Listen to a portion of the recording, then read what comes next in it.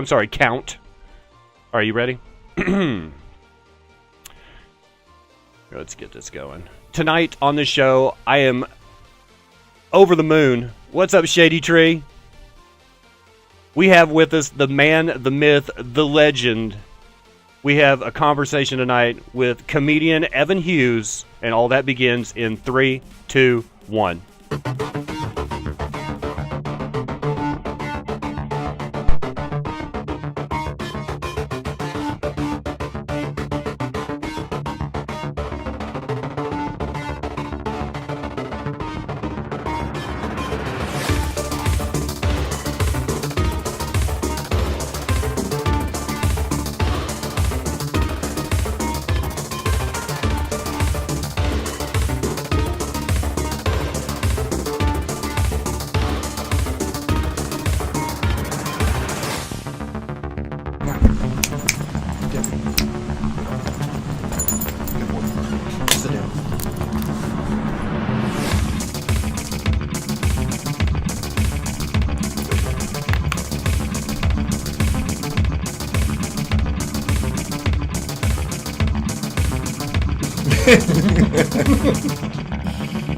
They're all in that little box right there. Yes. All right. Me and the producer of the show, Oliver, and Chris Godwin are pleased to present to you tonight an interview, a conversation with one of the first people I met in Tulsa comedy scene. It's Evan Hughes. Hey. Evan? How's it going? Okay. Ollie called it. It's going to be a great interview. Mojo has a theory that every time Oliver just sits in my lap and is docile, that it's going to be a good interview. Yeah, it's going to be a good interview. So, let's see. 2 years ago, February 2016, I attend a show at the Comedy Parlor to see my friend Peter Bedgood, me and Chris and Mojo, and it was the News Junkie. Mm-hmm. And you were one of the people that opened the show. You were the opening stand-up before the show started. And as soon as we walked out, I met you, I met Jackson, I met Travis Cagle. But between the three of you, you immediately approached me and go, "Hi, I'm Evan. Are you on Facebook? Can I add you?" You were a networking fool. Yep. That was... I was still... I mean, I'm still on my way up, but I felt like at that time I was grinding really, really, really hard in Tulsa. There's a rumor that you sold everything in your apartment so you wouldn't be tempted to stay home at night, like TV, everything, just so you would force yourself to go out and network with people. Is that? That's true. Now, I kept my bed, and a few other things, but. Pretty much, yeah. I mean, I just kind of looked around and I was like, dedication. Nobody does that. It was like none of this stuff, helps me get closer to my goals. None of this stuff was really had any value to me anymore. Right. When whatever your goals are, like if your goals become to be, the most well-known comedian in your city, why do you need,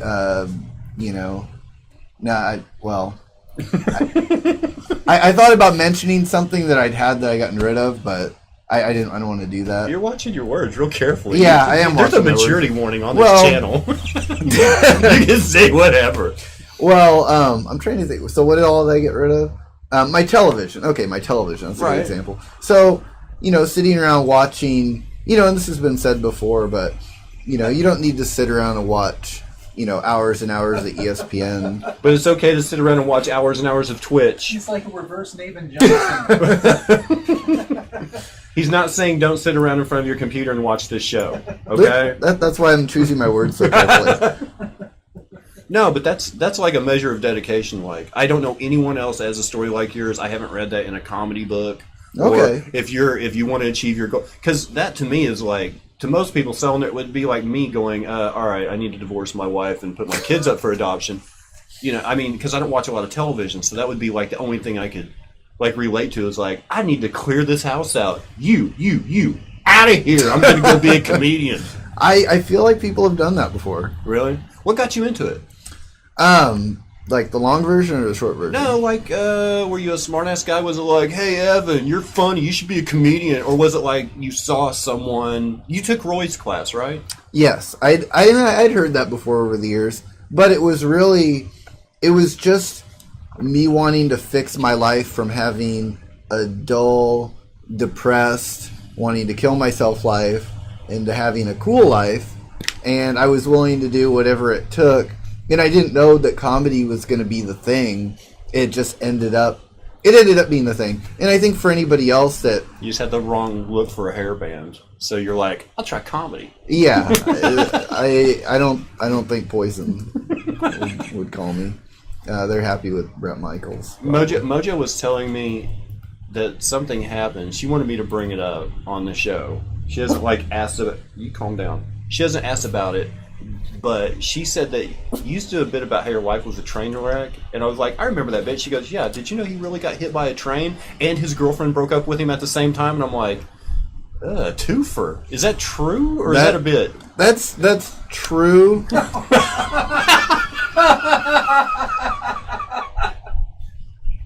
You really did get hit by a train. Yeah. No, and your girlfriend broke up with you. Well, it really wasn't a girlfriend. It was just someone that I'd been seeing. So the train part. So the train was worse. That was 100%. It was the other one that I wanted to clarify. Okay. The girl one. But yeah, February of 2015 got hit by a train at the beginning of the month.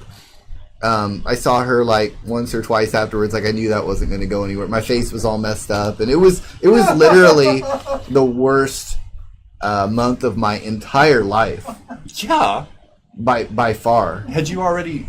I was in physical pain. I was in emotional pain. I just didn't want to be here anymore. Had you already decided to do comedy, or is this before all that? I had started the comedy class, I think, in January of 2015, and it wasn't going well because I was by far the worst person in the class. By far. Who else was in the class? Scotty Chapman, Ty Bradshaw, Sheila Nafee, a bunch of people, you'd probably know every single person in the class. Wow, that's like an all-star class. Frank Elkins. It was people... That's like a super band. Yeah, and it was people that had either taken the class once before, so they'd already done a grad show, or just people that were prepared, they showed up with notebooks, they'd already had bits. I was sitting there in my chair watching them, and they're walking around the stage actually looking at the crowd and stuff like that, and I just got up there and I was reading stuff in monotone off my phone because it was allowed for the first part of the class, and he let me slide with doing that a little bit further than he would like, but I was using I was milking the train thing. It's I've been in so much pain I haven't had a chance to write. That's not really... Any other situation, that's milking. You get hit by a train? No. You can't accuse somebody of, you're milking it. What'd you do? You got hit by a train? But you should be home writing, because what else do you have to do? If you're in the hospital, you should be writing, unless you're in a coma. Oh my God. In some weird way, you have a point. Yeah. So... But I think actually, and whenever stuff like that happens to people, they may not be hit by a train, but they could be, hit by something else in life. But something like that is what actually gets you to do something like stand-up comedy or take a chance on doing something that's been previously out of your comfort zone where you wouldn't do it. Do you think you milk this? Speaking of milking, do you think you milk the socially awkward thing? Not milking. I mean, I think I've just been who I am. You don't play a character on stage? Oh, on stage? No, because I do. I mean, I don't wear a suit any other time except for when I'm on stage. I'm usually not brash as I am as when I'm on a microphone. I'm like Trump. You put a crowd in front of me and I say stupid stuff. I'm going to agree to that, but I want to say that my act has evolved over the years. Yeah. And just I feel like there's been players, if you watch, baseball is a good example of guys where they've changed their batting stance over the years because they're I'm not getting any hits, I'm going to try it like this. I've kind of tried different things over the time I've done stand-up as far as, let me play up this character a little bit, or fuck the character, I'm just going to go be myself and see if that works better. So I've actually kind of, I've done that and I haven't done that. See, it was that first show that I went to at the Parlor. It was the first time ever in the Parlor.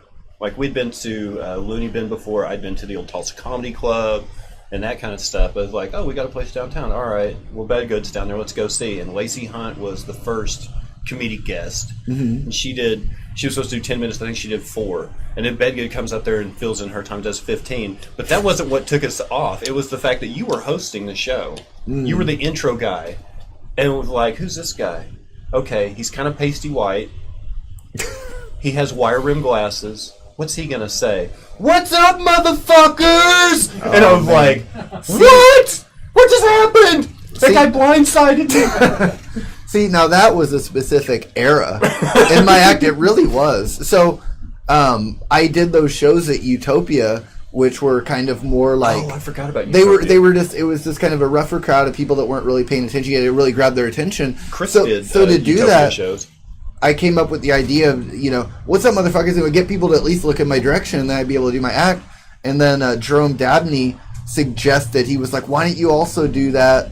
Why don't you try that at the Looney Bin too? And I was like, just see how they take it. And I did, and it did work. I think after a while, though, and someone else had given me opposite advice after seeing it for a while. They were like, dude, it's kind of off-putting where like you come out with that big thing but then it's not who you are, so then they're like, it doesn't really work with it's not always a good idea to do that, unless that's going to be your whole bit. Why would you come out there and show them one thing but then it's a good attention getter? And besides, I was listening so closely after that nothing was going to get by me. It was like, okay. Then you did like the bit about it's one of my favorites too. I don't know why I just went blank.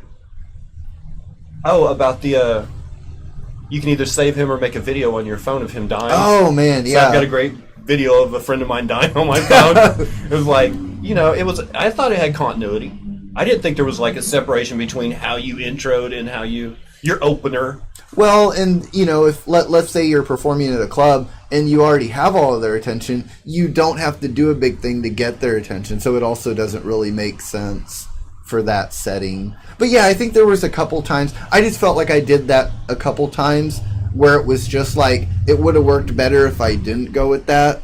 If most of your act is kind of your like, hey, like what if Stephen Wright had come out and been like, what's up, motherfucker? No, it'd probably be good, but it also would be kind of, I don't know. Well, here's my best example of that. There's a thing in comedy sometimes where comics kind of roast each other, or they'll roast the person that was just on stage before them. Sometimes hit them with a really below the belt line. You've seen that before, right? Like they'll come up there and be like, what the hell was that act? Or they'll say something like, geez, that, comic before me really seems like a piece of shit or a slut or whatever. Shows and get them before they would come up to the mic. I'd roast people. Yeah. But it was like, venue shrine, there's 6 people out there. It was like, I'm really not into it. I've got to do something to make myself interested. So people would come to the side stairs and I'd be like, our next comedian lost his virginity to his mom's best friend. Yeah, that's right. It was his dad. And you can see their look on their face like, oh shit. And then I'd give them I'd hype it after that. But it's like, I gotta make this interesting for me because. Yeah. There's extenuating circumstances. 2 of the 6 people in here are bartenders, and the third one is the guy at the door. It's like, come on. But just like there's kind of a disconnect sometimes where, let's say you have like a really nice guy act, like your act is very self-deprecating and very much like, you're just having trouble, like you're poor, you can't get with any women or whatever your act is, but then when you come out and you talk mad shit on the comic that just went before you, but then you're a nice guy and your whole act is kind of like. You come across as such a phony. Like, you're like... Oh, well, yeah. Which you probably are, but... Yeah, I am. But why... why, how... I mean, to me, when I see that, I'm kind of like... You've got some awesome opportunities so far in, 3 years? 4 years? Yeah, it's not 4 yet. So you've been... It's 3.5. Blue Well, Jazz Hall of Fame, like, around here... Your comedy royalty in that short amount of time. Like, you were the first person I knew that had swag. Like, like, what is it? Is that an Evan Hughes t-shirt? What? I really feel like I hate to say I've done it all locally, but I haven't done it all locally. The one thing locally I'd really like to do is release an album, which is kind of the ultimate goal of just something. At the Brady. That'd be cool, but I could pack the first 2 rows. I'm still thinking about like what the perfect venue would be, but yeah, I mean, I think that would be like I still have stuff I haven't done, but I have done largely a lot of what you can do probably in Tulsa, which has made me feel very satisfied and happy. Have you done like a feature? Have you featured a weekend at the bit? I mean, other than it being other hosting a weekend, I guess like not at the bin, but I mean we we do that within the local scene where like there's like a local headline or local feature. I mean it's just I've just done hosting. I've hosted at the Looney Bin 3 or 4 times or something like that. It's been really cool. If I was a feature, I would just do 15 more minutes. Who was the most incredible person you've worked with that was being, they had their weekend at the bin, staying in the comedy condo, who came into town that you were like, I love the fact I have them, I got to open for them? Man, there's not really one where I would put above the other ones. They've all been like really professional. There wasn't one that I didn't like to work with. Right. They've all been really cool. There's been, yeah. I mean, it's just, a lot of the comedy that I actually like, I always compare comedy to music, where it's almost sort of like genres where, in music you have like death metal or jazz or country, and they're all so different, but it's all music. And that's kind of how comedy is too, where there's all these different styles of comedy or genres of comedy, but it's all comedy, but I kind of like a weird style that isn't done as much or doesn't get booked as much. Who do you look up to? I mean, my favorite comics are like the ones, a lot of people's favorite comics, like, Chappelle and Chris Rock and nobody has mentioned him on the show. Everybody that's sat in that chair so far has said Carlin, and you're like, as soon as they say it, it's like, of course. Well, Carlin too. I know, but I mean, it's almost a gimme. It's like, no, who do you really like? Like, I could say I like Patton Oswalt, and everybody's like, oh, I like Patton. You could get like a group of people all together that like Patton, but then you like take it a step further and like, well, I also like Tom Papa, and they're like, who's that? You know what I mean? Like, there's always that little guilty pleasure guy. Or Richard Jenney. I loved Richard Jenney back in the day. Well, one thing that I've kind of realized about myself, and it's taken me years to realize this, is that the comedy I like is either like the best in the world or like the worst. Where it's like so bad that it's interesting. Like if it's just in the middle and it's just like it's really competent and good and there's no mistakes in it. Yeah, it's just sort of like I'm not really into. I mean, I wouldn't be excited about going to. There's something magical about watching someone completely at the top of their game, where it's just like above and beyond, where it's selling out stadiums. There's something, even if you don't like it, there's something interesting about like that they're connected to all these people, or that it's that high level. There's something interesting about that. Yeah, Richard Jenney wasn't just about jokes and setup and punchline. He did song and dance while he was on stage. He acted it out. It was a great presentation. But in the same, right, I like to watch people crash and burn in the most epic of ways. It's like, this guy wasn't bad. He was horrible. It was so good to watch him. Because I'll never be that guy. Well, yeah, that's like the two shows that I consider going to the most are like either like this open mic or this like super expensive ticket comedy show, but nothing in the middle. Mr. Hughes, you are such a nice guy. Have you ever been heckled? How did that go? Thank you so much. I've actually been heckled quite a bit now, except quite a bit now. I have to say when. Heckle, a lot of times the word heckle still describes it, but I've been heckled in like positive ways, like where people are like, quit interrupting me. Yeah, sort of like you're trying to do a self-deprecating bit, and it's like someone's like, oh no, you're not that bad. It's sort of like it's still a heckle, but I've gotten more of that than the other way, and it's really easy to deal with because you can really just kind of smile, or you're just like, hey, that's cool. You can talk to me after the show, and then I'll get like a little laugh. Or do you think if you're bad that people don't heckle you? Like, is there a point where if you were terrible, or they're just sitting there going, "Oh, that poor guy. I don't want to make him feel even worse." Or do you have to be really mean to heckle a bad comedian?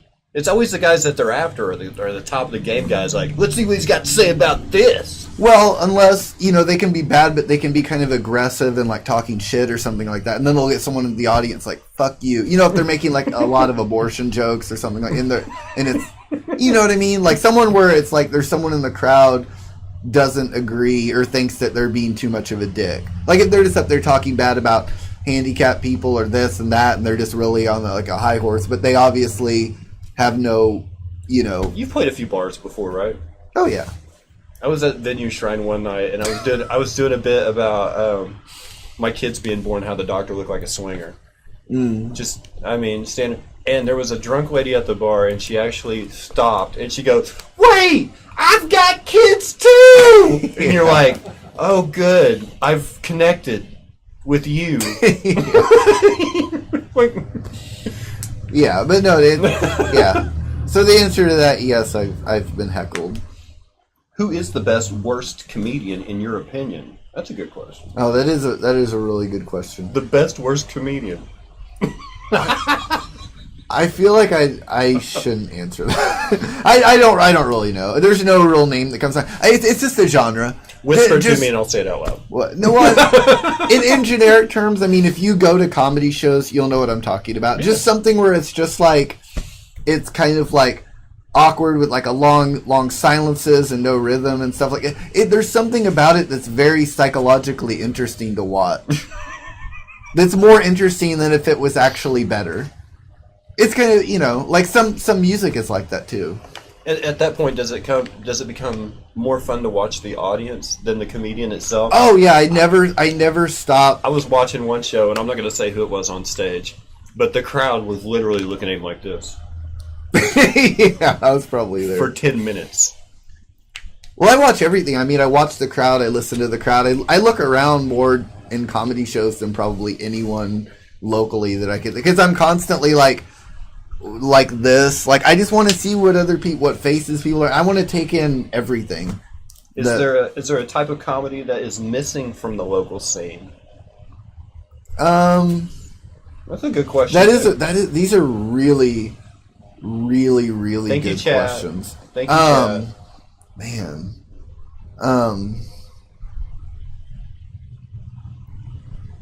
I don't know. I think there's a place for a lot of stuff. I think there is. I think there could be people that could start doing comedy today, and it would be a kind that isn't here, that isn't being done. There's a lot of, because it's just like personalities. It's like there's a lot of people you can meet places, like even like, there could be like a funny server at a restaurant, and there's just nobody that has that personality in the scene exactly like that guy. And and if they would just go up there and do it, it'd be great. I haven't seen enough jugglers. I can't remember one comedy juggling Sam Malcolm. Oh, is he? Yeah, he came to the parlor and had a juggling act. And maybe it was like April 2015. And he's from Denver, I think. But you can look him up on Instagram. He's really good. And he's funny. Well, you'd have to be. You know what we don't have here? We don't have comedy magicians. I've seen comedy magicians. They come through the Looney Bin. Well, I worked with one in Oklahoma City at Giggles, John Shackelford, and it was basically his jokes were pretty good and his magic was pretty good, but neither of them were great. You know what I mean? No offense, John, but to be a comedy magician, I've heard it said before. All you need is one dick joke and a card trick, and you can be a comedy magician. Well, the thing about that though is that like there's so few of them that I'm sure he adds to every show he's on. You could book him on everything, and the audience is like, "Well, that was different, right? That was cool." Like they're all going to be glad that they saw him. But nobody did the Amazing Jonathan, that level. Like, I am a funny comedian. I am a good magician. Let's do this. Well, if you get that good, you're gonna, he had everything. He had bravado. But yeah, I've been trying to encourage people to add other stuff than just the talking to their comedy set. Like if you're really good at dancing or rapping or whatever it is that you're good at, add it into your act. And I've gotten largely people have been like, well, why didn't you add something? It's like, well, what else are you good at? Yeah, exactly. I'm not good at anything else. But there are people that are really good at other stuff. And I feel like there's a little bit of a stigma about adding anything to your act because people are like, well, why do you have to do that? Or like it's kind of,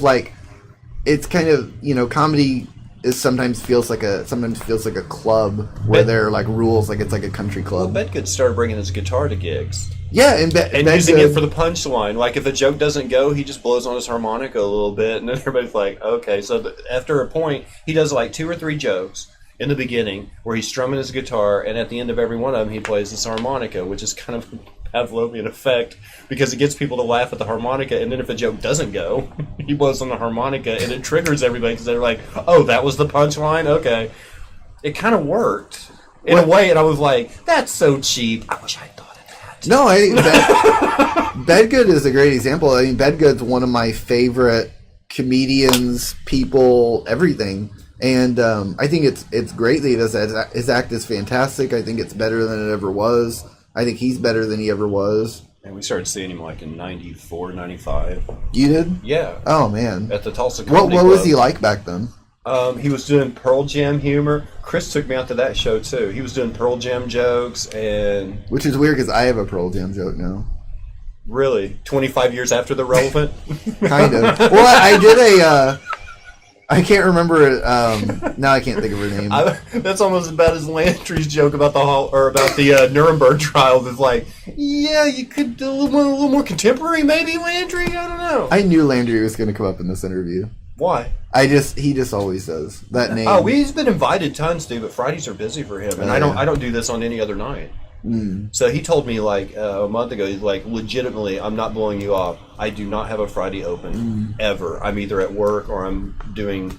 I believe Fridays are always full for me, and I'm like, okay. Well, he's the house MC at Ben now, right? Yeah, he works there. So he'll never have time to. You always got features and stuff. And I think while we're on the subject of him, I think his act or his comedy is probably the most improved I've seen in Tulsa, like in my time where I've done comedy, like seeing a guy the first time I saw him to now, like the biggest leap, I feel like. Well, if you saw him 3 years ago, what was he, 19? Or 20? Going 20, yeah. Yeah, he's only like 23, 24 now. Yeah. Like, he's got the whole world in front of him. But still, I mean, it's still really difficult to like level up at all, let alone 2 levels or 3 levels or whatever. Yeah. It's really hard. I'm 2.5 years in. I think I have 2 sets. I've got 2 10-minute sets, and he could go up there and just do whatever. Yeah.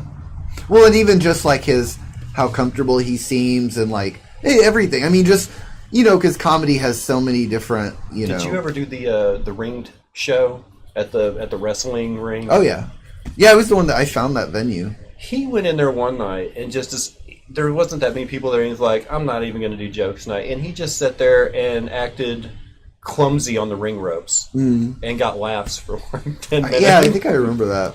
Yeah, and one night at the that's parlor, he just sat on a stool and just kind of awkwardly sat there instead of telling his jokes. Yeah, to me, it's all entertainment. It's performance art. He's really good at it, though. If the people are rocking for it, then you could do whatever you want. Mr. Hughes, do you plan any out-of-state tours? We've talked about that several times. The idea of like touring alone hasn't seemed fun, because it's like road tripping by yourself. So I've been kind of wanting a partner, and it's just been difficult to get a partner that's I would that can work to get my the name dates on a bill with with you. Evan Hughes. He's like, pick me, coach, pick me. Yeah, it just and would you go on? Have you gone on a tour? If you count Fayetteville, yeah, everybody's done Joplin, and Miami, yes. Yeah, I've been on a 3-state tour. It was Oklahoma, Arkansas, and Missouri. Yeah, we've all done that tour, but no, it's not out of the question. I think that would be really fun. I mean, I think that would be cool. I'd be down. If you come to Boston, let me know. I'll be there in a heartbeat. Oh, thanks, Booch. Oh, thanks, Booch. Yeah, I would totally love to play Boston. Where would you? What's your dream venue? Where would you like to just like? Oh man, because we don't have. we've talked about this before with other people. Like, if you are a rock musician, Hollywood Bowl, Radio City Music Hall, Madison Square Garden, if you're a comedian, Dangerfields, Comedy Store. I mean, where are our meccas? I mean, those are meccas, but to me, like, people are people, and I haven't really thought about it. It'd be unfair to answer a question that I haven't put any thought into. I guess I mean, really, I probably don't have one if I've never even thought about that in 3.5 years. Really? Yeah. I mean, anyone could be like, well, Madison Square Garden, but it's like somewhat like the unrealistic. Brady, or is Kane's, like, in your mind? Because I can't imagine doing a theater show. I can imagine doing, like, a dinner show, like The Bit, 150 people, something like that. Like, yeah, I could do that. Yeah, no problem. They're like, oh, we want you to get on the stage the Brady. I think it'd be cool. I think something like that would be cool if the Brady would just put on comics before other shows. But I think typically, they've had Bill Burr, they've had multiple people and had no local openers. So I think they just don't do that. Have you done any comedy/music shows before? Oh, I've done so many of those. I've done tons of those. Billy and Renee's, did you ever do anything? I've done Billy and Renee's. I've done probably most venues you could name outside of the Brady. Oh, man, Did you do your set, like, while one band was tearing down and another one was setting up? Were you the in-between acts? Yeah, a few times. I've done more than one show there. Yeah, and it's... Actually, the 2 Billy and Renee's sets that I've done both went well, actually. What was Utopia like? I've heard. Is Utopia still open? Yeah, it's still it is? open. Okay. Well, I'm not going to say anything bad about it, but I heard, like, the comedy nights there just really didn't... Like the patrons weren't willing to stop shooting pool long enough to hear a comedy show kind of thing. It was one of those ones where it was like, it wasn't always great and it wasn't always bad. Like, it was just like, it would depend on the night and sometimes the comic, and it changed from when I started to where it was at the end of its run. And that was the first bar I ever performed at, and I got it. The first show I ever did there was actually the reason why I decided I was going to keep doing comedy for it. Was actually a Utopia show, really, which I'd kind of forgotten. But yeah, when I first got my start, it was booked by Heath Andrews and Sheila Nafee, and it was the first show I ever did there. There was about 55 people there, all there for the show. It was a Sheila Nafee show. At the time, Sheila was on every kind of show. Like, if you... A Gerald Harris show, she was on it. Belly Bell show, she was on it. Comedy Parlor, she was on it. Looney Bin, she was on it. Billy Bizarre, she was on it. She was in all the circles. She was basically like the ambassador for the scene. She ran that show. It was the big comeback show. It had Drew Welcher to Brittany and Daniels. It was a big lineup. So it was as good as the Starlight shows are now. I mean, it was a cool, respectable, like, they were listening. Yeah, there was no and it just changed. It became maybe not even a year later, it was a competition show for money and it was a different crowd. But even then, it could be a really good room. The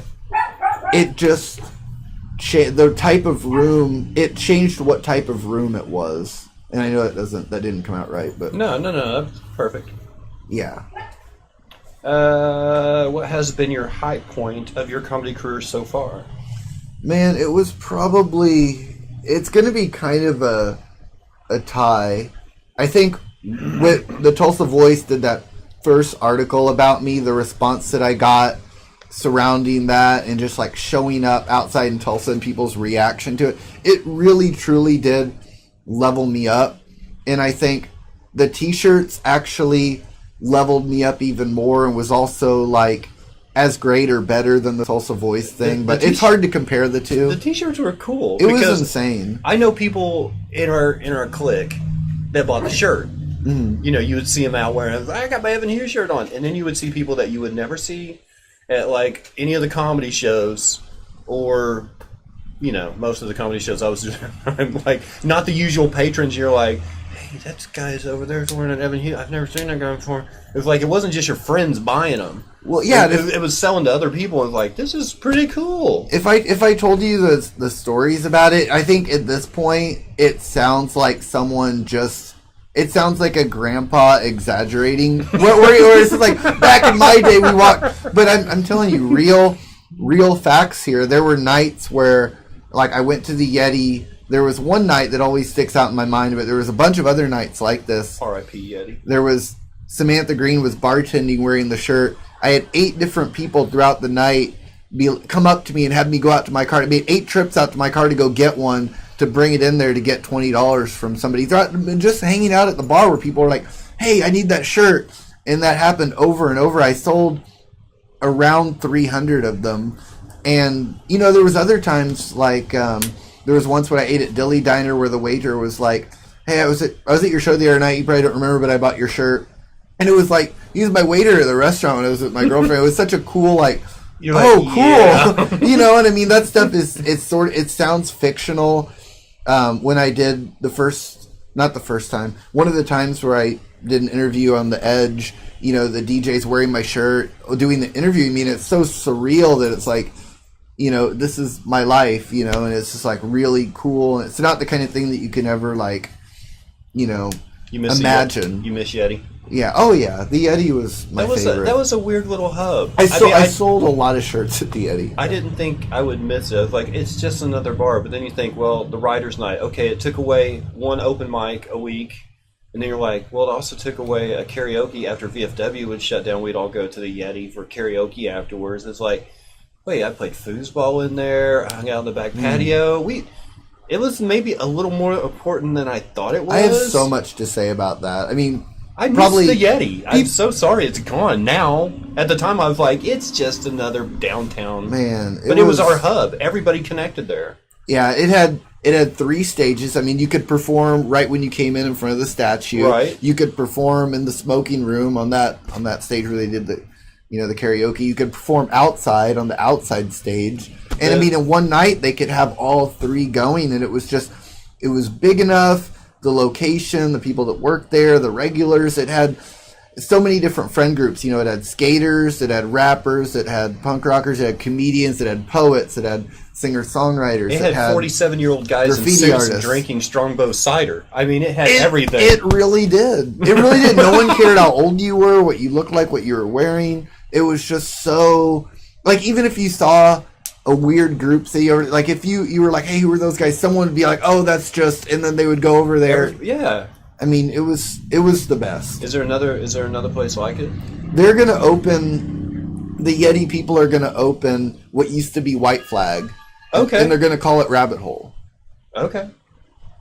So right there on, what's that, Detroit? I can't remember. But next to the Max, basically. Okay. But the arcade bar. And hopefully it doesn't burn. Yeah. Well, that was Joe Mama's. Right, but I mean... Yeah. But it's opening later this month. Really? Yeah. Oh, that would be great. But yeah. That was really a place where you could talk anybody to go in there. It's like, hey, you want to go get something to eat with us? Nah. Hey, you want to go to the Yeti? All right. Yeah, okay. Yeah. Let's do the Yeti. Yeah, and the Yeti is, speaking of, you know, I mentioned the voice article and the T-shirts. The first time the Yeti ever put me on their sign was kind of a weird. It was kind of a joke. It was it was just one of those things like. You know, the sign when you came in and it was like Writers' Night or whatever. Oh, yeah. It was like Writers' Night. It was like an outdoor sign on the wall. Yeah, and then they put my name on it. People walked in, they were like Evan Hughes, and it was sort of like when I was still on my way up, where it was like yeah, it actually and not just for me, but they did that for a lot of people where it was just like, you know, people didn't really know their band, and all of a sudden like they're headlining on a weekend, and now it's like, oh, you're in that band, you know, like you're a weekend headliner. Yeah, we saw your band's name up there. So they had a system to elevate local artists in a way that some of the other venues that you listed aren't elevating local artists into local stars. Right. They're not elevating anyone. No. Locally. It's not their job to, but it'd be cool if they did it like we used to have it down at your local guy, right? Okay, so you remember Sunset Grill? I don't really remember it. Okay. I mean, the name kind of sounds familiar. Okay, on Brookside, right across from the Blue Rose Cafe, there was a place in there, and they'd have weekend entertainers on, and they had like a marquee on the side of the building. So you would see like American Gray or Screamin' Jimmy or Hot House Tomato Boys or Glass House or Rhythm Lizards, or your name would be on the side of the building on the marquee for all week. Friday, Saturday. Well, they do Thursday, and then whoever played Friday played Saturday night too, and then they have Sunday night shows. So it's like, they have 4 names up there, but your name was up there all week, and you're like, ooh, we're somebody now. But no, nobody does that. Yeah, and I feel like, it would be beneficial to everyone to kind of like elevate local talent. What would you consider your best joke? Have you ever written, let me ask you this before you do that. Have you ever written something that in your mind you're like, this is going to bring the house down? And then like the first couple of times you tell it, you're like, they didn't think it was funny. Yeah, no, not the house down. Probably that wrestling bit I do is probably my best joke. You've heard that one, right? Yeah. Yeah, I think that's probably my best Did bit. it deliver how you had it built in your mind? Because in my mind, when I'm writing a joke, like, right, the audience is going to laugh right here, and they're going to laugh right here, and they're going to laugh right here, and then you do it a couple of times, you're like, they didn't laugh at anything. Well, the first time I ever did it was at the Phoenix Coffee House open mic, and I did it within the context of a long set. I ended up just doing a whole bunch of old bits because there was like a couple tables that were just into it, and I was always, I don't think I ever had a bad set at the Phoenix. I always felt comfortable in there, and it was just always just like, I like the coffee house vibe. I'm sorry. It was just a really chill room you for me. You looked a little uncomfortable the night of Peter Bedgood's calendar release. I was happy with that Heather set. McKay's kids up there. I liked that set. I really did. I thought that set was cool. I mean, that was weird to have a kid come up there. The kids were just like, yeah, they didn't know what you were talking about, but it was kind of like, he's going to go through with it. He's green lighting himself. Oh no! Oh, it's working. The kid doesn't even know. But yeah, don't hug me. All right, come up here and hug me. It was so awkward. But what happened with that set was I had tried out that joke and I think another new one or two, and then when I was getting ready for another set, I was like thinking back to the Phoenix set and like what went over and what didn't so well, and I was like, I could picture in my mind. I was like, oh yeah, that one did get some laughs at that one table that was right in front of me. I'm going to do it again, and I did it at Comedy Parlor open mic. And like it sounded like, it was like the roof came off. It was like, and I was like, oh, it's a keeper. And then they laughed at that too. And it was just like, ever since then, it's been a staple. If you could blow up the Comedy Parlor. It was like one of those packed open mics that they just had sometimes. Where certain Sundays it would just be like every time we did a show there, it either had limited number of people or everybody, like the open mics, it was a room full of other comics that weren't really listening to you. They were just ready for their turn to get on stage, so they weren't paying attention. They were looking at their notes or whatever. It was like, I'm not connecting with, I'm making eye contact. Nobody's looking back at me. They'd rather be somewhere else. It was tough. But that was like my first open mics. That and VFW. Like, I didn't really do a whole lot. Well, the open mic would sometimes have someone that had never done comedy, and they'd brought out 10 people to see them, and then you might get 2 of those people, and then there'd be 20 people, I mean, that's kind of what it was. Can you still purchase the Evan Hughes shirts? I have a few weird sizes, usually. If you're extra small or a 3XXL, it's only the bigger size. I have some of those weird big sizes that have just like left over, but I've stopped pushing them because you're not really going to advertise like, oh, I have this t-shirt, it's only 2X or 3X. So it's like they're just kind of on the back burner. Well, I mean, you were buying inventory though. I mean, instead of setting up through like Mythic or Greenhouse or someone where they handle everything and all people have to do is order it, and then you don't have to actually stock shirts. I love those places, by the way, Mythic and Greenhouse. I got friends at both of those. Do you? Mm-hmm. See, Greenhouse, I think Corbin told me about them when they started doing Big Mad Morning Show swag. The Mythic's right up here on the street, and I think that's who I'm going to have do my first t-shirt. Yeah, Herschel that works there did that portrait of me for First Friday. Okay. Because I want one that says, keep calm and love your face. Yeah, they'll do it for you. Will they? And then they handle all the orders? Because I don't have, like, I'm not doing a lot of live shows these days. Like, I've got one weekend coming up in November that I'm doing. But it's not like I'm traveling and I want to have, like, the t-shirts with me to sell. But I've got this Twitch channel, and people are like, "Hey, when are you going to have a T-shirt?" And I'm like, yeah. I could just let someone handle the online stuff, but I don't have a leg in yet anywhere. Well, I feel like Mythic good though. I've encouraged everyone to do shirts. I feel like it's kind of scary for people because even for me, as crazy as it sounds now, when I'm like, oh, I sold 300 of them, and this was after the voice thing too. It was after a lot of my I'd already had a lot of success. Even when I'm picking up the shirts before I posted it, I was like, man, it would be like, embarrassing if this doesn't get a really good response because but just like before people try stand up for the first time, they think in their head they're like, man, it's going to be really embarrassing if there's like 0 laughs and I just go sit down. Because you kind of think of the worst case scenario. You kind of prepare yourself for it. I'm an optimist. That's why I'm always let down when I get off the stage. Because I'm like, this is going to be great. And then 10 minutes later, I'm like, that wasn't good. But I remember I drove up to, I actually had them screen printed in Fayetteville. So I drove like 2 hours to pick up the shirts. And it was like 1:30 p.m. or something like that. I'm parked outside the screen printing place where I'd picked up the box of, this is kind of funny now. My original order, I had like 40 shirts where like I needed like 150 or more right away. I had such a small order because I was like, that's how many I thought maybe would, if I had known how big it would be, I would have gotten way more. So it kind of lets you know where my mindset was. And I pulled one out to take a picture of it to post it. And I'm like, just sitting there, like before I hit post, and I'm like, I wonder how this is going to go. And as I'm like driving home, I checked it, and it was like at like 100 likes in a minute. It was huge. My friend, one of my friends, Mitch, commented, he's like, the only people that get 450 likes on a merch announcement are Iron Maiden. And I was just like, all right. It's like, it was a crazy response. And I didn't have anything that big before. So you were thinking too small. Yeah, but I think most people... Yeah, you want to be most cautious. People will. But people are scared to even put them out because they worry, what if they screen print a bunch of shirts and no one gets them? But I'm like, don't worry about it. Like, your friends, not only will they support you, they'll support you supporting yourself. Like, I think there's nothing your friends like more than seeing you believe in yourself. Right. There's something about that. I was like, that's what they liked about it, was they liked that I believed in myself enough to do that and put my face on it. You had a lot of, you were like, I had 100 likes before I was even, back to Tulsa. Your name goes with this town. But I didn't expect it, is what I was trying to say. Even if that sounds dumb.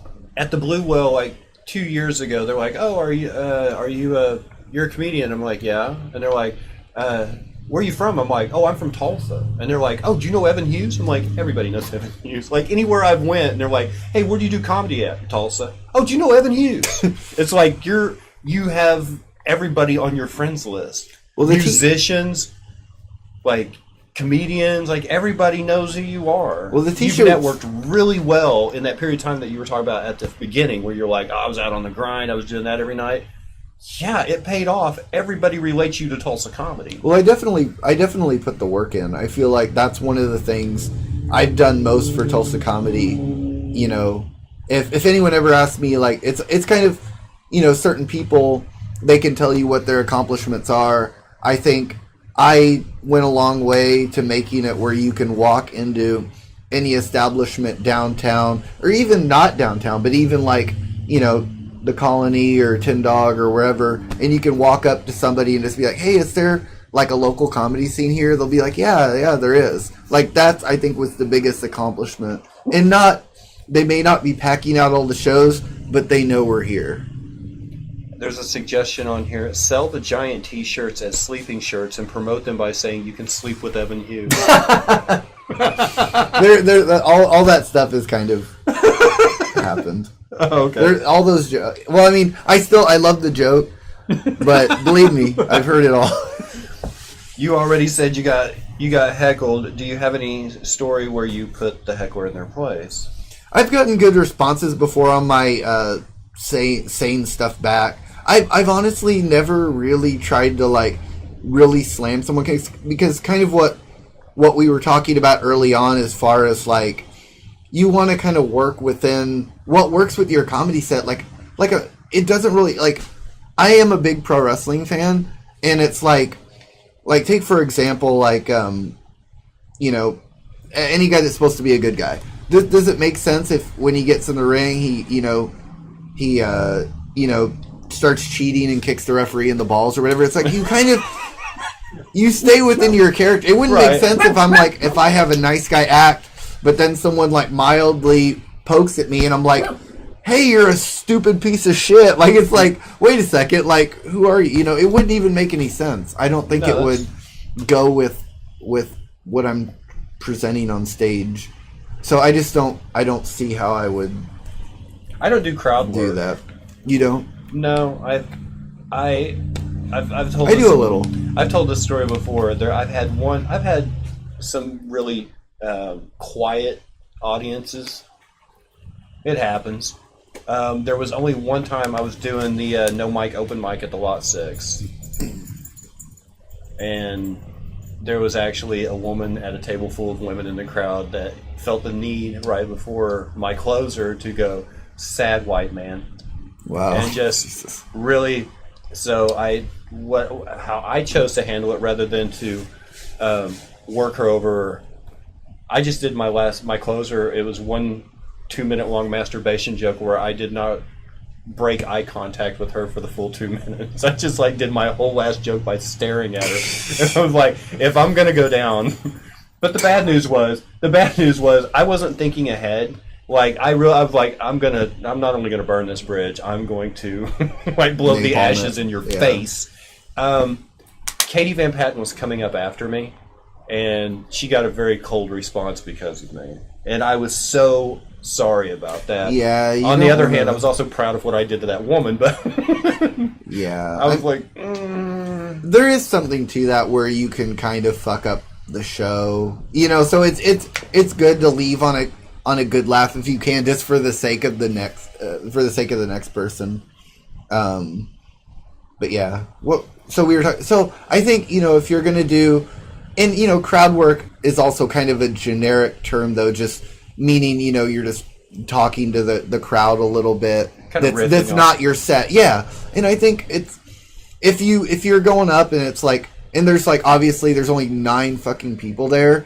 I think before your set, it kind of makes sense to be like, hey, who are you guys? And do a little bit of that, so are you guys, what is this, a birthday party? Just a little bit of that stuff to kind of get them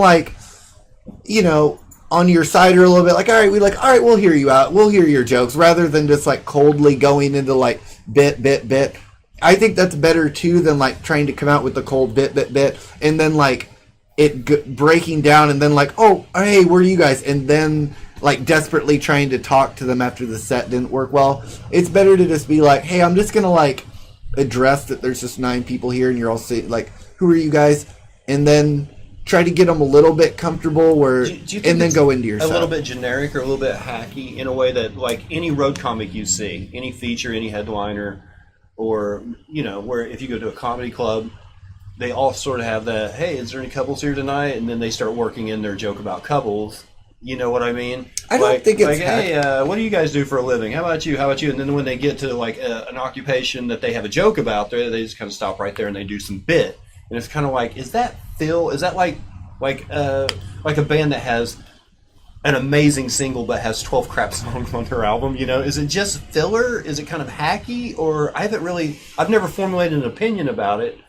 I don't really use it a whole lot. I mean, I hope my writing stands up, but it seems like everybody I see that's at a higher level than me all does that. Where they're, hey, you guys dating? Or, I don't think it really helps them endear themselves to the crowd any. I think it just kind of personalizes them in some way or humanizes them in some way where they can oh, he's just like us. I don't call it hack because I feel like that's such a harsh dig at it. I think it's just I think it's a style, it's a structure, or it's a formula. I think that that's more of an accurate and a nicer way to put it. And I think it can open up to creativity. They could structure their set like that. Maybe what they have to say is actually interesting or surprising, or it doesn't go in the direction you expect it to.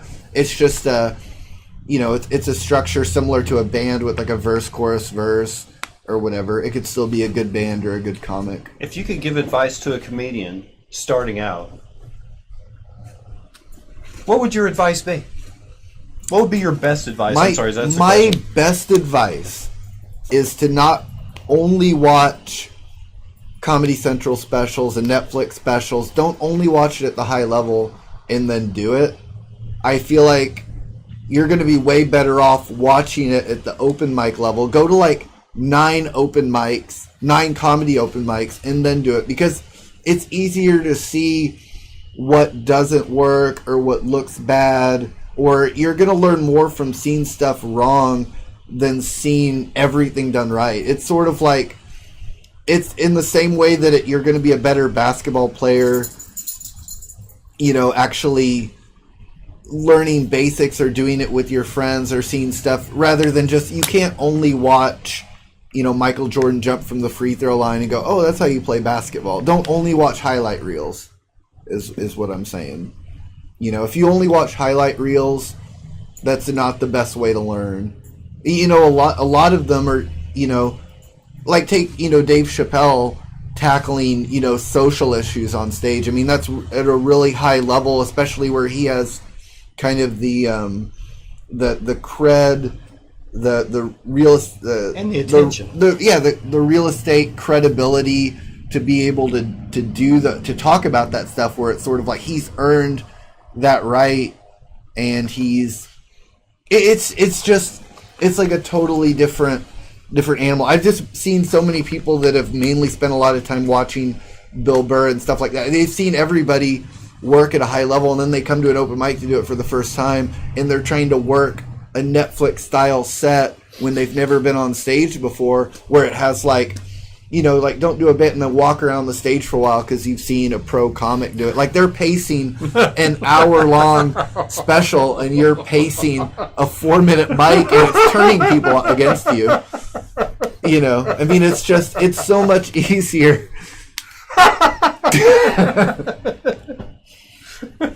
Can this be my closer, where I've just brought you to tears? Or it's like, I just imagine the guy coming out there like a 4-minute set. He does 2 setup punchlines, maybe a short story, and the whole time he's pacing back and forth like the cameras are on him. I've seen it. I've seen that. Oh my. I have a confession. I don't like to sit close to the stage because I don't want to argue with a comedian who's doing crowd work in a mean way. Okay. Yeah.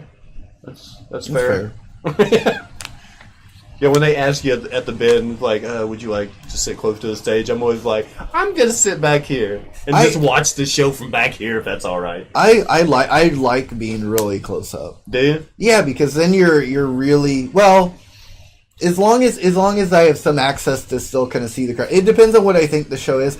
I mean, for assuming, because when you said Looney Bin, I was already picturing the bin. Mm-hmm. Assuming that whatever the touring act is going to have the crowd with them, it's not that interesting to watch the crowd when they're just laughing the whole time, which they probably will be at a Looney Bin, watching a Looney Bin headliner or whatever, that has a tested road routine. But sitting up close, I kind of like that, like the energy, within the close proximity of it. You guys know we're taking questions, right? Sean Singleton was 4 weeks ago. Who posted the tuna salad recipe? What is this, Shell Shock? I can address things that aren't questions. Okay, hi, here's a tuna salad recipe. Once you've opened the can of tuna, drain the brine away. I like to do this by removing the lid and holding it over the sink to drain. Next, add the tuna to a bowl. Stir in the rest of your ingredients: mayo, celery, onion, pickle, relish, garlic, and lemon juice. Mix well and season to taste with salt and pepper. There's no question mark at the end of that. What am I supposed to do with that? Thank you for the recipe, though. I'm going to try it. Let's see. Dubsky, you sexy beast. Thank you.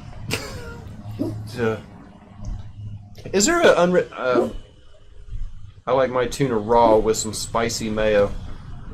Yeah, that's the Boston talking. Fresh seafood. Sounds good, though.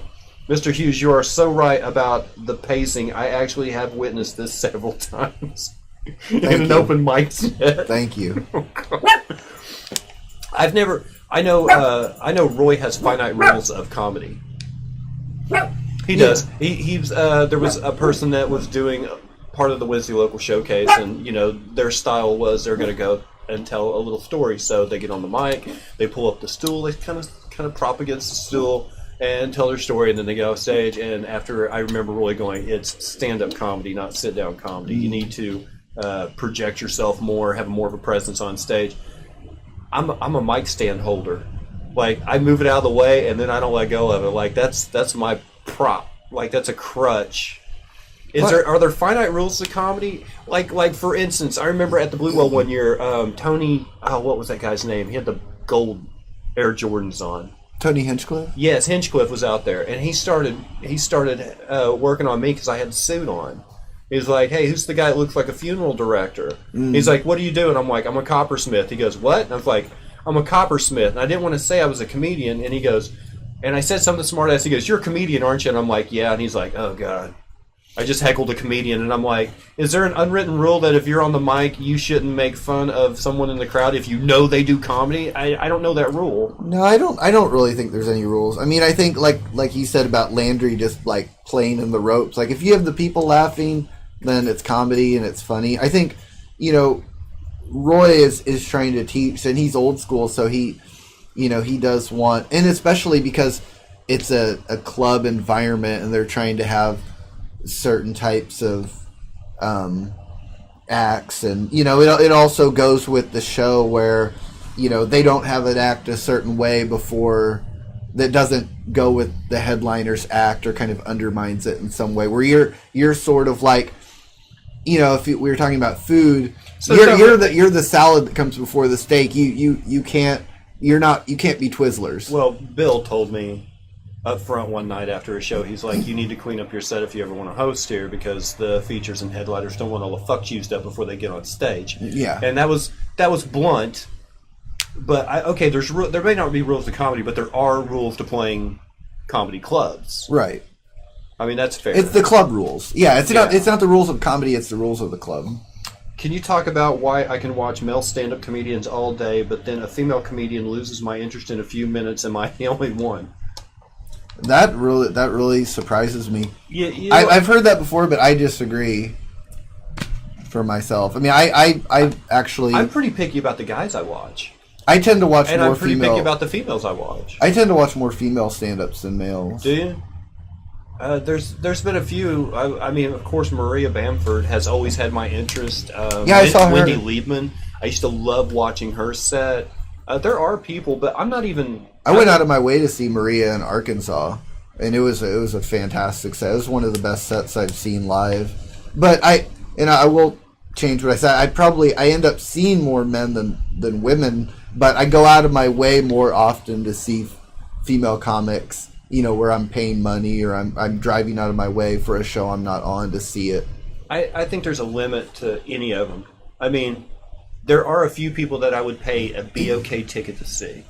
But for the most part, I want to see them in a small 200 to 300 room. I want to see them in a club. Anybody I want to see them in a very intimate setting rather than an arena. That goes for bands too. Yeah. Because there's more. The closer you are to it, the more heat there is. Like if I tell you a joke right now, it's more likely going to be funny than if I was 50 feet away from you. That's just how it works. The closer you get to it, the more intimate it is. Bamford is awesome. Thank you for that, Mojo. Since he's willing to answer non-comedy questions, what's your favorite local craft beer, if you drink, that is? I don't drink. Sorry. There you go. I was willing to answer that, though. Mojo says, back to Shell Shock, I'm a female and I feel the same way, especially if they have to assure you that they are a feminist, absolute boner killer. Okay, Mojo, you're a female, you don't have a boner to kill, but there is.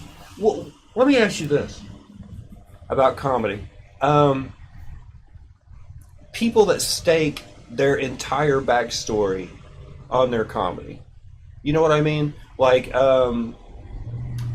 female comedians that do nothing but tell jokes that they know will work on other females. They're directing their stories to them. Or gay comedians that do nothing but talk about how gay they are. Do you think that's a crutch in some way? Well, this might be a weird way to answer it, but have you ever thought about just how much shit women that do comedy have to take, like how many Oh, messages they get in their inbox, how much shit talk they've heard. We had or Sandra Slade on last week talking about, even on a local level. Yeah, that they hear about, like, through somebody else, like, did you hear what this person said, or they said you were on this show because of this reason. They have to tough out so much more than the men do, that the ones that you see at a big level, like, you can't imagine the shitstorm that they've gone through to get to that place. Like, how tough they're, how resilient they are. I mean, they're just amazing people. Like, no female comedians had an easy ride to anything, even on a local level. Not just saying to get, but even locally, they have the most difficult journey. Me and Bedgood were talking at one time over at Van's house about the science of bombing. Like, when you bomb on stage, there's a science to it. And there was a psychologist there that was kind of walking us through it. And he was like, okay, what happens is you have about, if the crowd doesn't already know who you are, you have about 60 to 90 seconds to endear yourself to the audience. Mm-hmm. To make them feel like you are part of the same tribe. Well, you know what they are like you. And then what you don't know is they have an invisible line in the sand. And if you cross that line, at that point they realize you're not like them. And that's when you bomb. Well, you know what I do, and I'll tell you something interesting I heard about bombing. Is usually within the first, definitely within the first minute, but probably the first, 20 seconds, I'm kind of determining, like, is this a good dude or not? I mean, that's just saying it's a male comic. Like, is this a good dude or is this guy kind of a dick? Like, you're just kind of, and that's not, whatever. I mean, it's just a natural, like, that's kind of running through my head. I'm trying to decide that or not. And if the person seems like a dick, they can still dig their way out of that hole or prove me wrong. But then at that point, I'm kind of iffy on their set and I'm looking around a little bit more. And I feel like everybody does that. Oh, yeah. But if people right away are like, oh, this dude is the truth. They're like, this is a good, this guy's for real. Like, if right away it puts you at ease and you can just enjoy it. Once the questions have been answered, once they've answered the question for you, like whether they're legit or not, like if they come out with a really hot joke right off the bat, you're just like, this is good. Right. Like, this is gonna be good. Good opener. Yeah, but yeah, I mean, we all kind of judge the person really quickly. And I heard one time I was watching this guy, a touring comic, work the Looney Bin, and he'd walked a whole table.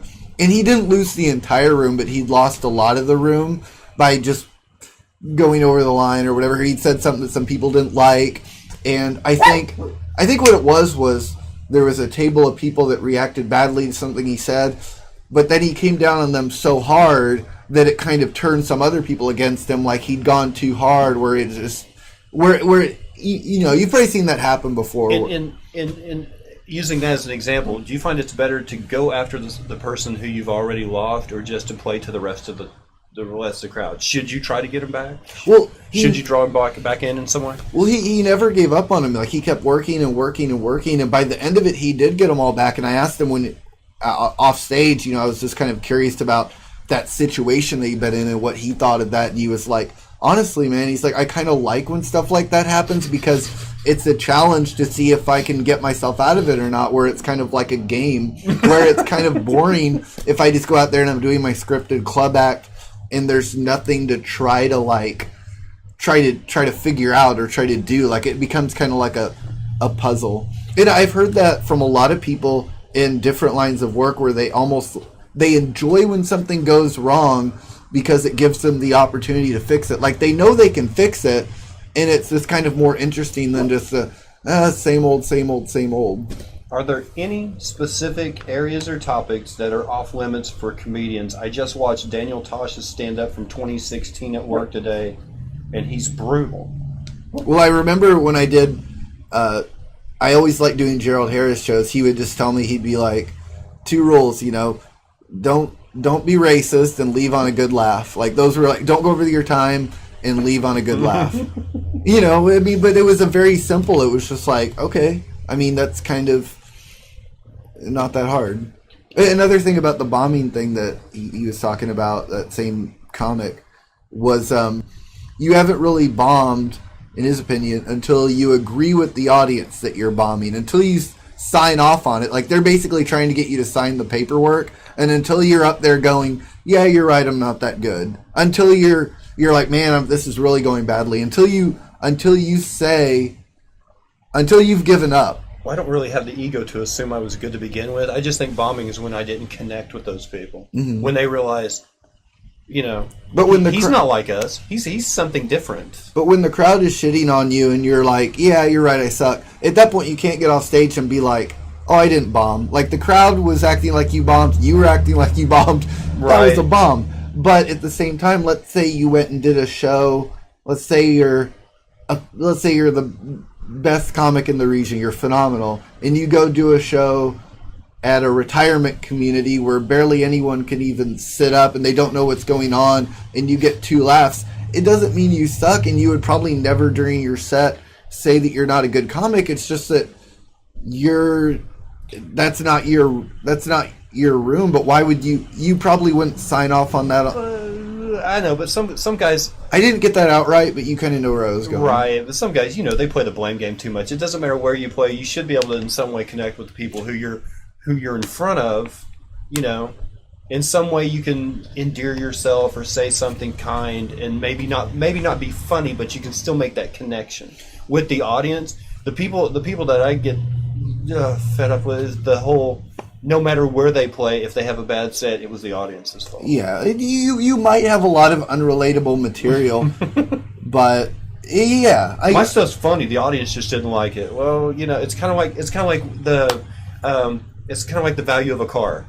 How much is your car worth? It's worth $30,000. No, it's only worth what somebody will pay for it. And you're only funny if people laugh. If you leave that show going, I'm funny, those people didn't know what they were talking about. You're not really funny. That's what I like about comedy, like, because talking about comedy, I should say, like, I said something, and then the way you described it from your point of view, I'm kind of changed, like, I could see your point of view. Like, comedy, it's kind of it's the never-ending conversation, when there's not an entire thing of right answers that everyone knows all the right answers to. There's no total guru of all the right answers of comedy. We've had questions on here before about, is there any rules to comedy? What can you talk about? What can you... And there's really no rules, but now that I've talked to Evan about it, there are club rules. There are rules to comedy because there are some things you can and cannot say while working in a particular space.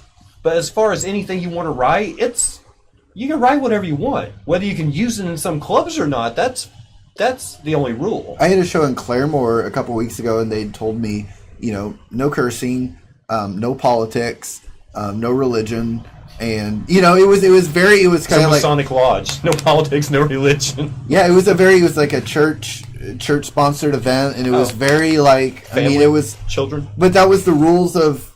There were some kids there, and it's like those aren't the rules of comedy, but that was the rules of that room, and it was somewhat difficult to try to work around it. How important is your appearance to your comedy routine? No offense, out of the 2 of you on screen right now, I feel more comfortable with the Bazooka Joe shirt than the button down. Well, he's not doing a set. I'm not doing a set. Well, no, that's a good question.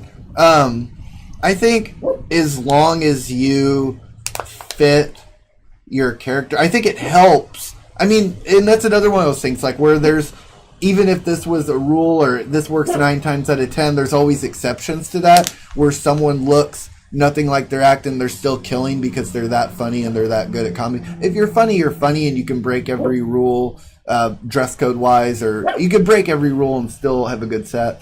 But I kind of go with it helps to look like whatever. Like, if you have a very redneck act, does it make sense if you're wearing a suit? Unless you're going to explain why you're wearing a suit. Like, why wouldn't you look like whatever you're presenting? Camo hat from Bass Pro and like, yeah. I mean, if I have a set that exactly like explains why I look the way I do, then this outfit probably fits my set. What look? Describe yourself as a comedian. What do you see when you look in the mirror? How are you trying to portray yourself? I think, I mean... Do you play on the socially awkward bit? Do you do smart humor? I mean, really, you look... If someone was going to judge you based on your looks, he's went to college, he's an intelligent guy. But I didn't go to college. I know, but that's not the look. You just have this very smart, kind of clever look, and then you get on stage, and sometimes you're a little quiet, a little meek behind the microphone. I mean, is that what you're trying to go for?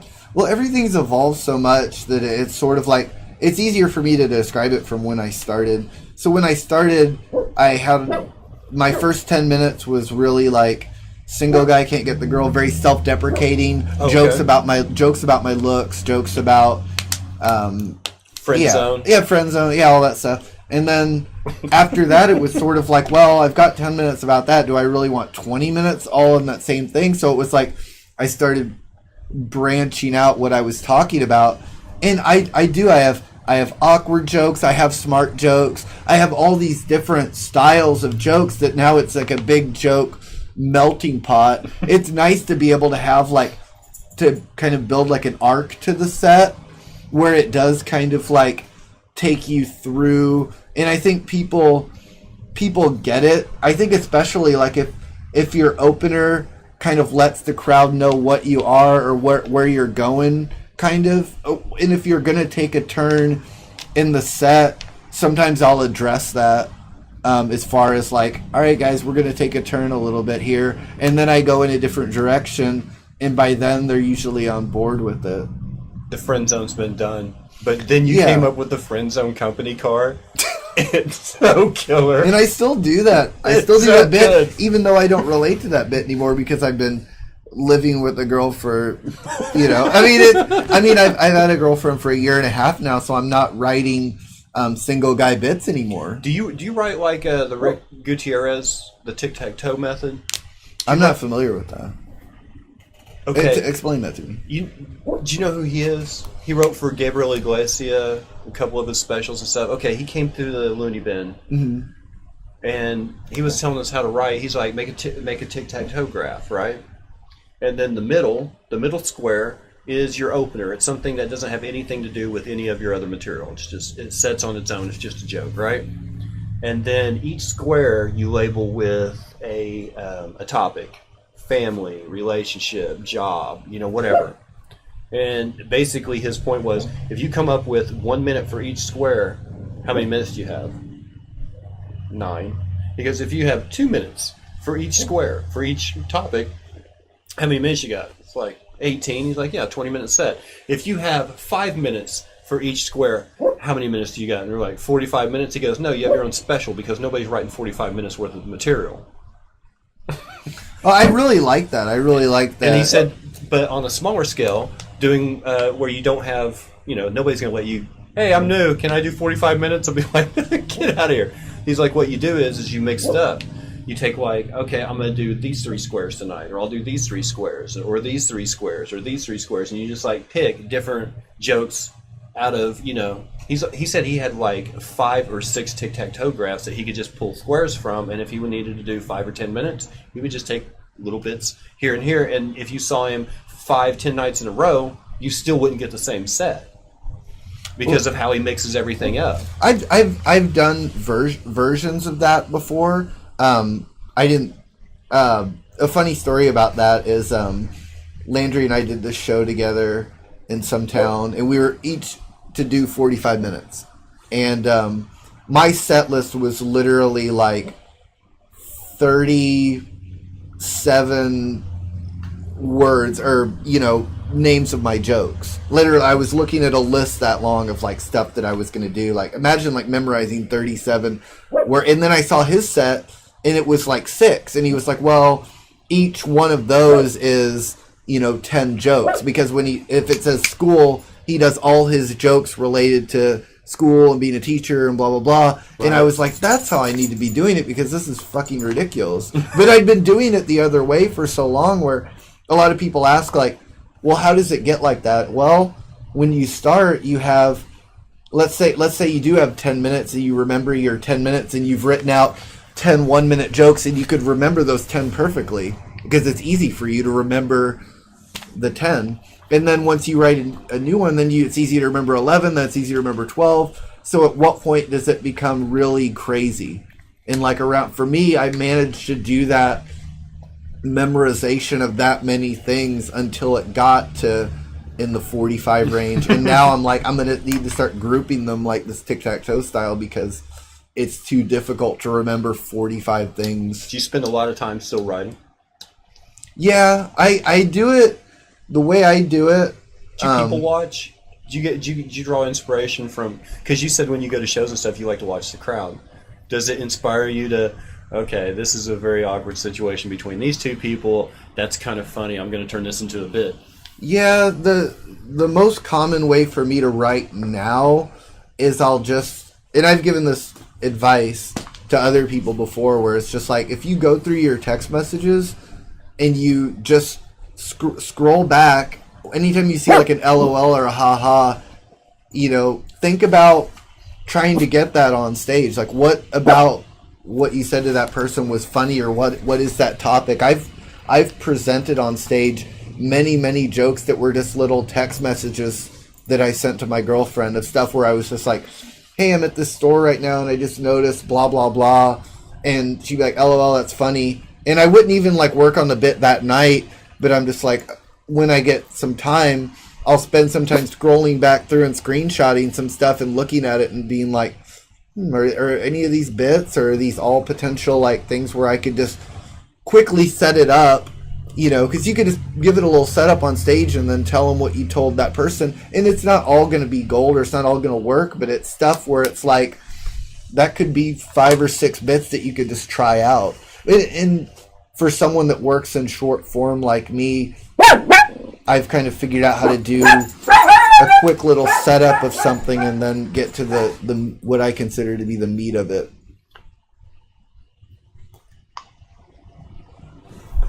But yeah, sometimes something will be said in conversation where everybody laughs, and it's like, I need to put that in my notes real quick, and I'm going to revisit that later. But that's the same thing. Same thing as the text message method. You asked Dub when he left if that could be your closer, so when it comes to the end of the interview, I'd ask you to perform a joke that would make him laugh. No! You don't get to pick, unless you want to pick. Let's see. How do you transition between jokes, or is it a constant story with jokes throughout the story? Do you do, like I do setup punchline. I don't do a lot of short story kind of stuff, but you kind of tell stories, like you come up with a premise, right? And then just fill it with jokes. Yeah, I'm not great at transitions. Transitions, which can be funny a lot of times, you can get a laugh on, I can't believe you just transitioned from this to that cold. Right. That's gone over well before. There's people that are really, really good at transitions, like Ryan Green. It's not my strongest suit, but I think for the style that I do, people get what I'm doing and they get the style of comedy.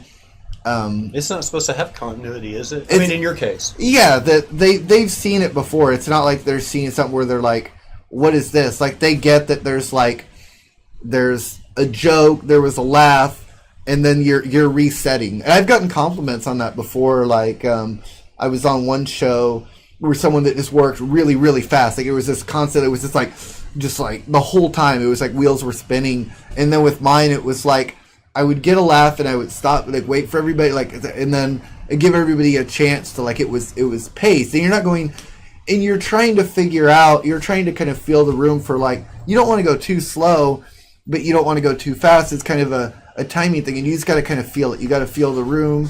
You got to feel how good the laugh was. Like, you don't want to wait. You don't need to give them 5 seconds after a really small, but if something hit really big, you can stop for a second and enjoy it and then pick back up. And people will actually like that. They do. Yeah. I've been in your crowds. Yeah, so it can work and it can't work. Everybody's got to have their own style. It's like, maybe the transition style is a better, funnier type of comedy that makes more sense for most comics to do, or a lot of people like it more. At Landry's recording, I've always seen you do it, but I was so pronounced there. I loved that over at the set. rabbit hole. Whenever you would stop, and it was like a small giggle, and you would stop and you would just wait.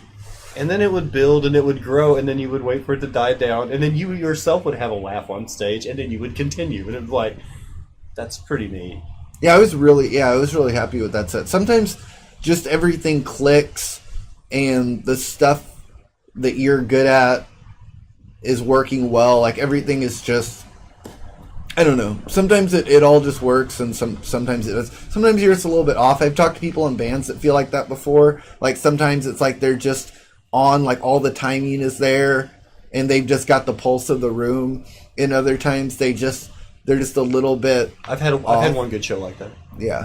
Yeah, where you felt like you were just like... I do remember there was one good show in the past 2.5 years that I always go back to. I'm like, that was the good show. What about that show was different for you? The energy. I mean, there was 115, 120 people at the bin, and it was like, this is what it feels like to play in front of a crowd, where as opposed to a week earlier when I was playing to 4 people at a bar, somewhere downtown. It was like, oh, I got the real, the comedy club experience. And some people stylistically work better in a club than they do a bar. And some people just need to adjust a little bit to the crowd. Because there's just some people that work better in bars than clubs. I can't remember which I said before. Let's see, I agree with that. Mental health. Wait. Oh, okay. I'm sorry. I missed one. There's one person commented, is this the best time of your life so far? You mentioned that you had a rough time at the beginning of your comedy journey. This is by far the best time of my life. It's different. It's like my life has actually changed a little bit throughout the 3.5 years where I've had different peaks where it's kind of like the enjoyment is just different. There was a time you talked about earlier where I was at the bar every night, and there was a different kind of satisfaction. I've kind of eased into like this kind of balance of this like family life, but still doing the stand-up. My life settled down a little bit, and it's like a different kind of happiness. It's not the same. I don't think all happinesses are the same. There are some they're like different types of euphoria and different types of levels of comfort and satisfaction with your work and where you're at and where you've been. But I've had, my life has been, I could, if someone in here wanted to do like whose life was worse, I feel like I could do pretty good in the competition. I've had a pretty bad life at times growing up and at different times, and right. Certainly that time in February I talked about. See, I agree and hope that your mental health is at a good point. We all know how it is to be at our low, and it's good to see others at their high. Little boost for you there. Yeah. Let's see. What is your most preferred venue? Club. I mean, that's like a no contest. Who would rather play comedy clubs than bars? I mean, honestly. Yeah, I was trying to think of where my number one, like absolute number, like one venue to perform at where I would think I would have my. I think honestly, the Starlight is one of the best sets I've ever had. Where I felt personally extremely satisfied with that set. I love everything about the venue. It's not the biggest venue. It's technically a bar, but it feels like an 80s comedy club. It's a great room. It's a great room. It's got great sound. It's got great lighting. It's got streamers. It kind of makes you look like you're a star when you're up there. It's a small stage. It's just perfect for a comedian. It feels like, from being in the crowd, I haven't done a show at Starlight, but it seems like from the crowd's point of view, it's almost like seeing someone come out from behind the curtain on like Carson back in the day. It's got wonderful. The shimmery background. I mean, it's like, yeah. It really makes the person up there, it really makes them look good. Exactly. In the way that a lot of other bar shows don't. I mean, I think that's one of the big things. And also, it doesn't seem to have... I mean, it's not like performing in front of a brick wall. Like, like most comedy clubs have. And it's not like when you talk about bar shows where there's a bunch of people that didn't know there was a show and there's ordering drinks and having side conversations. They're actually paying attention to the show. There was just something... But they haven't overplayed it either. They're just doing it once a month. It's not like they're trying to, hey, we did so good this week, we're going to do it again next week. It's like, no, just, let people anticipate it. Let the anticipation build a little bit, and they get good response from it. They haven't overplayed their hand, and I love it. Yeah, I mean, I could I could definitely see like recording an album there. Or, I mean, there's something about it that was really. I mean, it had a cool energy. It had a cool vibe. I mean, some stuff it's really hard to. It's a great name too. To really like describe. Like you have to just go feel a room. Evan Hughes live at the Starlight. It'd be cool. Yeah, maybe. Would you filter your audience for a live show? I don't know. I mean, I think what a lot of comics do, and I think it's smart, is just like record it over a couple nights. That way, if you don't get to go Friday, you can go Saturday or whatever, and then you can kind of like record both and just take the better version for the album. That way, you don't feel that pressure of, even if you really badly said fucked up the punchline somehow or whatever, someone yelled out or something like that during it, you don't have to worry about it too much because you got the next night to do it too. I don't know. There's a lot of pro comics that have done that before, and I think that's probably the best way to go. This interview has been such a wealth of information. I appreciate the wisdom and the truthfulness. I'm glad to see people relate our town with such a kind person. Oh, so you said our town? Yes. Our town. Oh, who said that? Mojo. Oh, thanks, Mojo. I wanted to personally give a personal thank you. Oh, did you? For that comment. Mojo's my sister. You've met her. Chris's wife. Well, Mojo... Why didn't you say so? Because she goes by Mojo. Okay. No real names here. Well, Mojo... No real names here. I see it now. You know what's funny? Sean Singleton came on the show, and before we start, like, I'm doing the stinger where I'm moving from over here. I just sit down in the chair. I turn the mic on, and or right before I turn the mic on, he looks over and he goes, "Call me Dubsky." I was like, "That's, because that was the first time I'd met Sean. Was when he was on the show. It was great actually getting to know him during that conversation." But he's like, "Call me Dubsky." I was like, "Everybody knows me as John. It's just to remind people that know me to call me Dubsky." He's like, "Okay." So I turned the mic on. I was like, "I'm joined by Sean Singleton this week. How you doing, Sean?" And he's like, "Oh, pretty good, John. How are you?" And I'm like, I point to the sign. He's like, "Oh, we just went over that, didn't we?" I was like, "Yeah, all right, whatever." Let's see. Excuse my boy.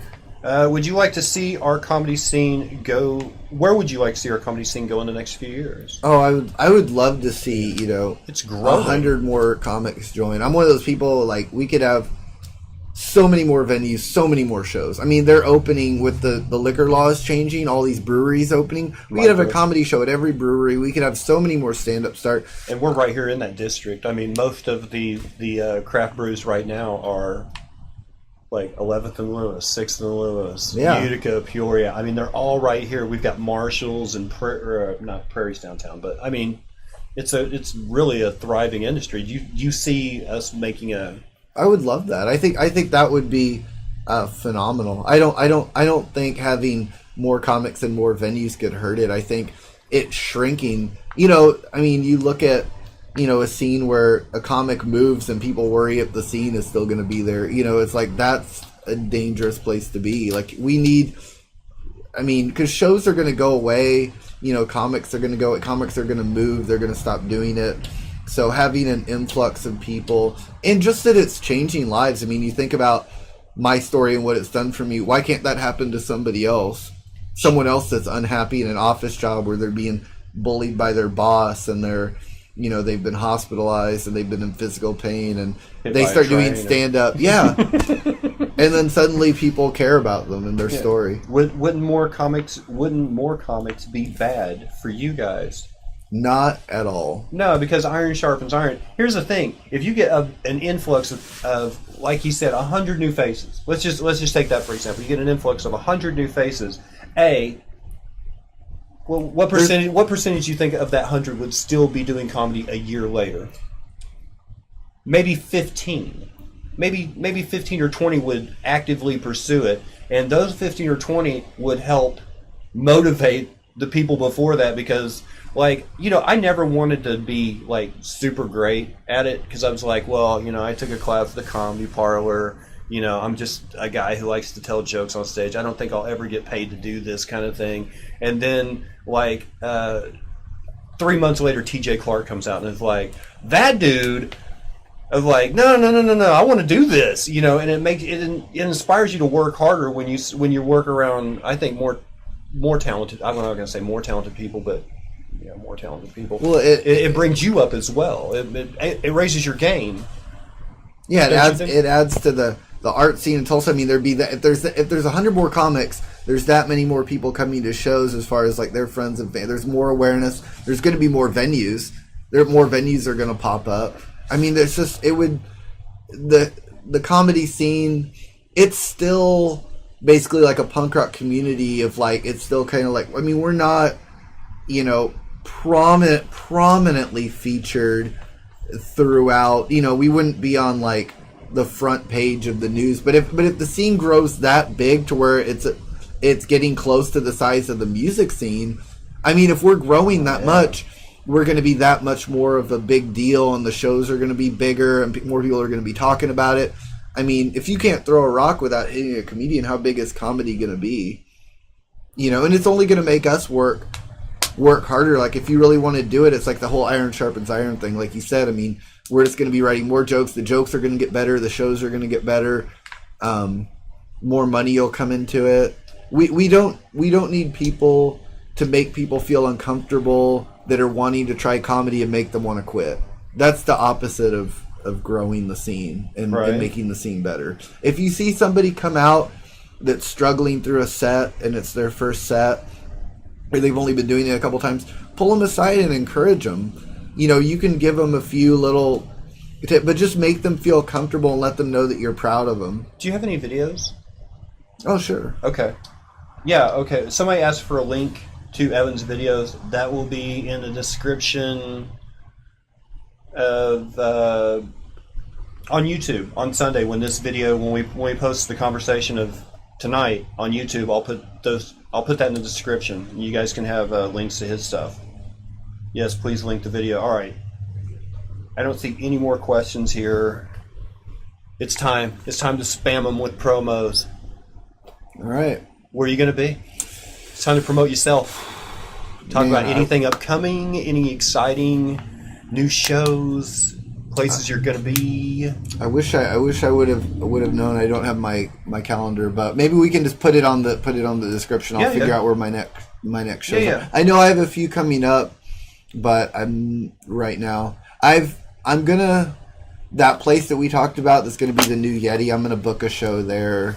A comedy show. I'm gonna run a monthly there. Nice. I started one at Heirloom. I don't have a new date yet. They had a lot of stuff booked, but I did like a trial one to see how it would feel, and it was packed. I was like, all this. It was completely capacity filled. It was phenomenal. So at Heirloom, I'm probably gonna do a monthly at the brewery in Kendall Whittier District. It's kind of by Beehive Lounge and by Circle Cinema and all that stuff. It's called Heirloom Rustic Ales. That's right. Yeah. So I did one there with Bedgood and some other people, and it was great. So I'm going to be running a couple shows myself, and then I'm still performing on. I just did CR's show at Louis. I just did that Claremore show opening for Dan Ferraro from Bizarro Comics fame.